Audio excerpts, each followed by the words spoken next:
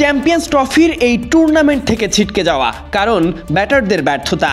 Match শুরুর আগে power play নিয়ে চিন্তা, তবে শুরুর ভয় কাটিয়ে মাঝের ওভারগুলোতে টাইগাররা দিশেহারা। নাজমুল হোসেন শান্তর ৭৭ রানের ইনিংস, শেষের দিকে তরুণরা দিল ফিনিশ। এদিকে সৌম্য নেই দলে, ভরসা অভিজ্ঞ দুই সিনিয়র, তবে স্পষ্ট কিছু দায়িত্বহীনতা। তবে কি ওরা অটো চয়েস? শান্ত দিলেন ভিন্ন ব্যাখ্যা। না, এই টিমে অটো চয়েস বলে কেউ নেই। সৌম্য টপ অর্ডারে খেলে, রিয়াদ ভাই লোয়ার মিডল অর্ডারে। সৌম্যকে খেলানো হলে ব্যাটিং অর্ডারে বড় পরিবর্তন আসতো। রিয়াদ ভাইয়ের খেলাটা প্রয়োজন ছিল। শেষ ৪-৫ ইনিংস যদি তার দেখেন তবে খুবই ভালো ব্যাটিং করেছে, তাই দরকার ছিল। মুশফিক ভাইয়ের শেষ ৪-৫টা ইনিংস নিয়ে চিন্তিত ছিলাম না, কিপিংটা অনেক গুরুত্বপূর্ণ। আগে আমরা দেখেছি কিভাবে তিনি দলের জন্য অবদান রেখেছেন। দল হিসেবে পরিপূর্ণ, তবুও পরপর ২ ম্যাচ হেরে চ্যাম্পিয়ন্স ট্রফি থেকে বিদায়। অধিনায়ক হিসেবে নিশ্চিতভাবেই খারাপ সময়, অনেক হতাশাজনক অধিনায়ক হিসেবে। গত কয়েক বছরে বোলিং ইউনিটের দিকে তাকালে আমরা বেশ ভালো করেছি।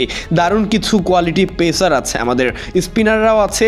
রিস্ট স্পিনার চেয়েছি আমরা সব সময়, সেটাও আছে। তবে ব্যাটিং এবং ফিল্ডিংয়ে আমাদের অনেক উন্নতি করার দরকার। আমরা একই ভুল বারবার করছি। ব্যাটিংয়ে উন্নতি করা দরকার, আমি এটা অনেকবার বলেছি। আশা করছি এই টুর্নামেন্ট শেষে ব্যাটিং ইউনিট হিসেবে আমরা কিছু পরিবর্তন এনে ব্যাটিংয়ে উন্নতি আনার চেষ্টা করব।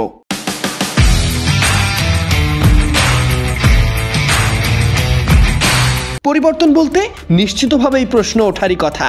শান্ত দিয়েছেন সেই ব্যাখ্যা। পরিবর্তন আনতে হবে চিন্তা ভাবনা। পরিবর্তন বলতে প্লেয়ার পরিবর্তন না, চিন্তা ভাবনা পরিবর্তন আনতে হবে। আরও একটু কিভাবে দলের জন্য অবদান রাখতে পারি সেটা নিয়েই ভাবতে হবে। দায়িত্ব নিয়ে ব্যাটিং করতে হবে।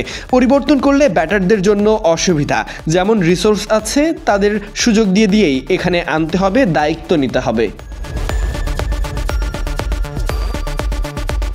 সবকিছু ছাপিয়ে পেস বোলারদের সফলতা, ইনসুইং আউটসুইং, সঙ্গে নাহিদ রানার গতি, তাতেই কিউই ব্যাটাররা শুরুর দিকে দিশেহারা। শুধু কি তাই, ছিলেন তাসকিন, সঙ্গে মুস্তাফিজুর রহমান। তবে আজকে talk of the town Nahid Rana. অভিজ্ঞ উইলিয়ামসনকে থিতু হতে দেননি এই ছেলেটা। অধিনায়কের কণ্ঠে তাই প্রশস্ত বার্তা।